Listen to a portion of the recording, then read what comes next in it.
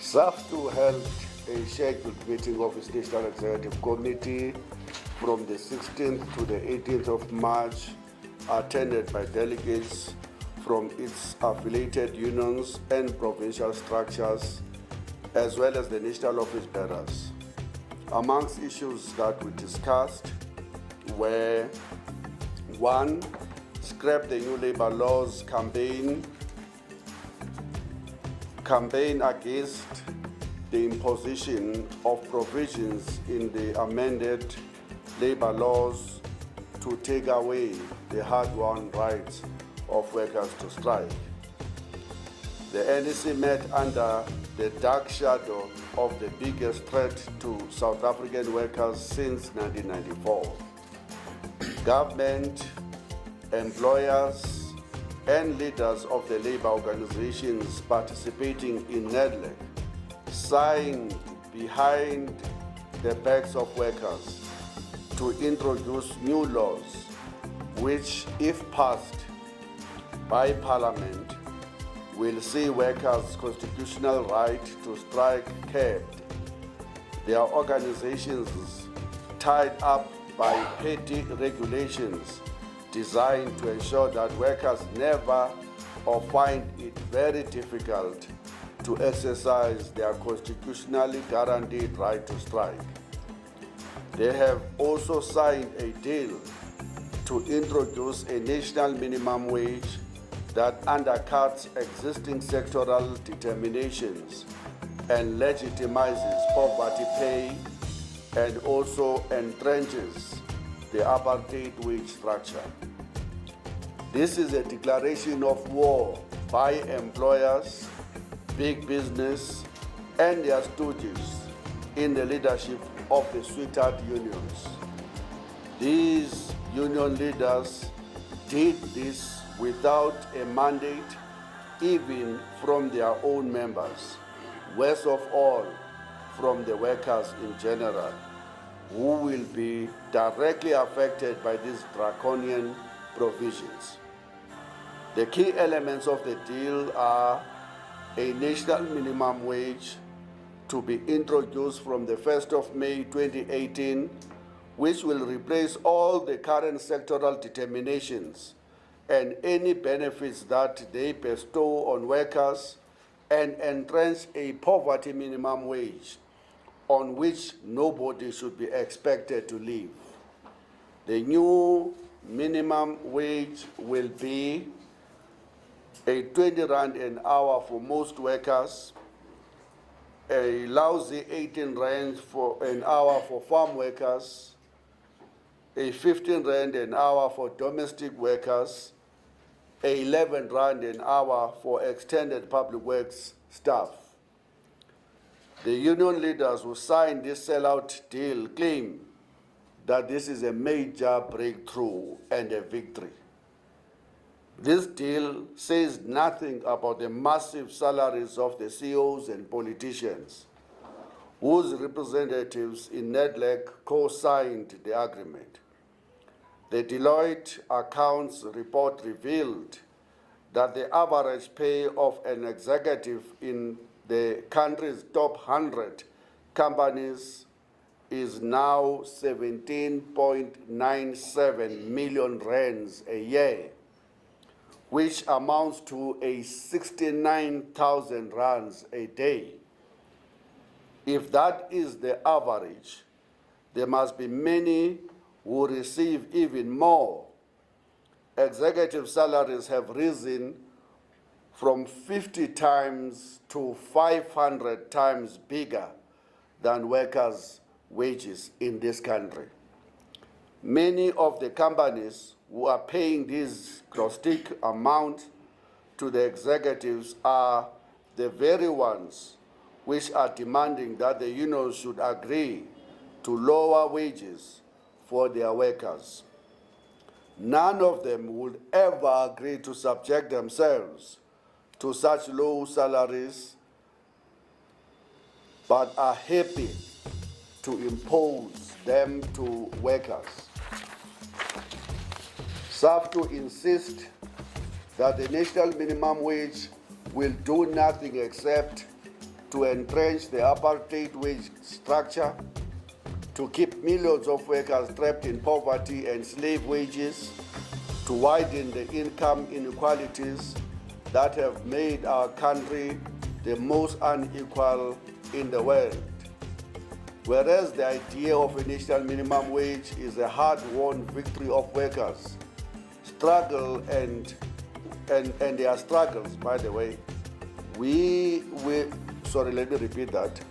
Whereas the idea of the national minimum wage is a hard-won victory of workers' struggle and will understandably be celebrated by many workers scandalously earning below these figures, the proposed national minimum wage is a legislative attempt to pour cold water on the militant struggles of the immortal mine workers and the outsourced workers fighting for 12,500 and 10,000 rands per month. In addition to this minimum wage, the NEC parties have launched the most savage attack on the constitutional right of workers to strike. It will mean that workers must be balloted secretly before they embark on any strike. This will give employers a free rein to interdict strikes based on allegations that in some part of the country, somewhere in a factory that is not even the radar of the union itself, there were some mistakes committed during the ballot. Unions must engage now, if these bills are passed, in a long and an extended conciliation process before they can strike. Thirdly, employers will have a right to approach the CCMA and the courts to enforce compulsory arbitration if, in their view, the strike is lasting too long and that the strike is causing difficulties for the economy and it is having a big impact for the companies concerned. This will give employers enough legal reasons to stop any strike at all, even just by claiming that it will adversely affect their business, which is precisely what a strike is intended to do. It will turn workers into virtual slaves. It will unleash a war on workers' rights, liberty, and living standards. The NEC resolved to treat the campaign to stop these bills being passed and enforced as the SAFTU's top priority and agreed to join the campaign by our colleagues, as per the statement that have just been read, to scrap the new labor laws. We call on the COSATU, NACTU, and FEDUSA rank and file members to break with the leadership sellout and to join our fight to defend their democratic rights and the trade union movement. We shall campaign internally to educate all members of the dangers of these amendments. We shall bombard the social media and radio stations to arouse people's concerns. We shall take legal advice on possibly interdicting the laws in court. We know, however, that the only way to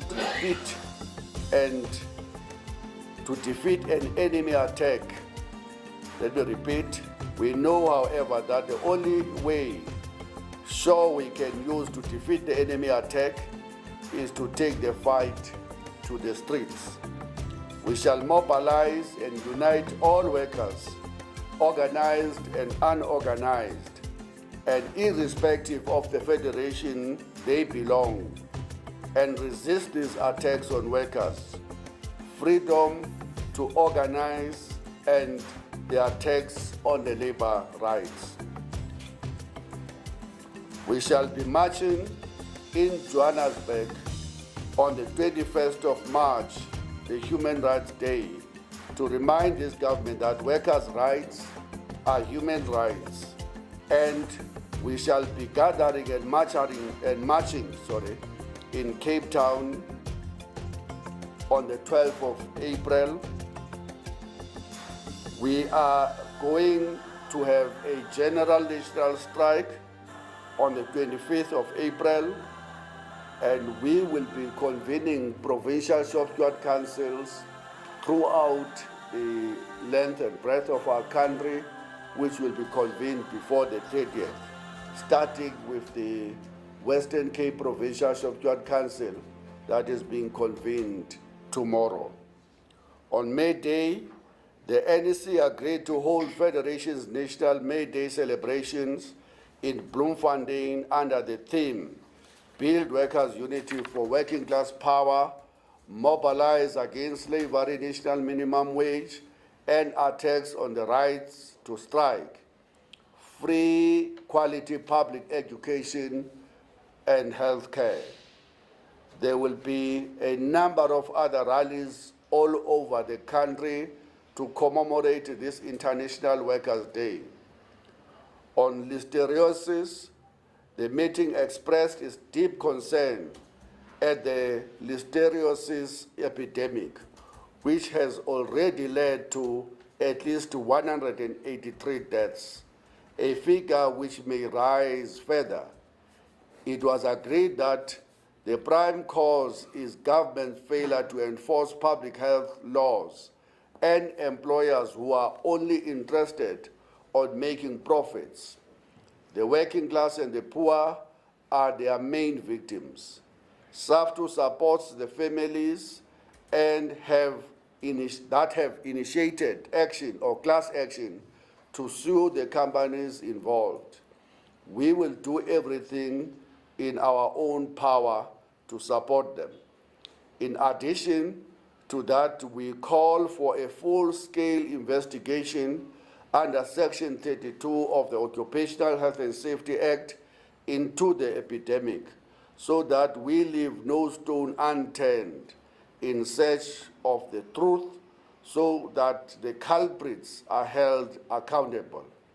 Nothing short of the arrest of Tiger Brand CEO, Mr. Lawrence McDougall, will satisfy SAFTU and the victims of this tragedy. We will write a letter to the President and the Minister of Labor to make this request.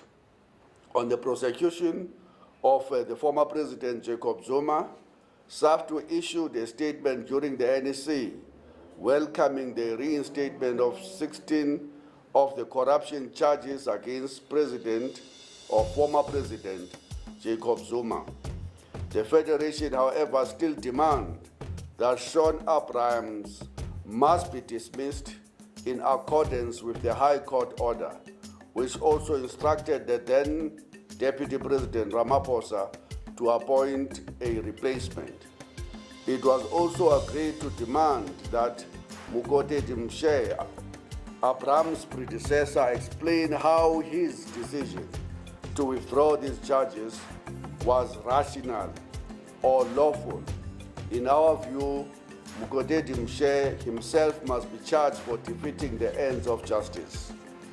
The NPA must now prosecute Mr. Zuma, the Guptas, and their cronies for all of the other alleged crimes uncovered by the former public protector, the Gupta leaks emails, and the Jack Paw book, the president's keepers, but must prosecute not only public officials, but also those in the private sector who benefited from the arms deal and all other cases of corruption.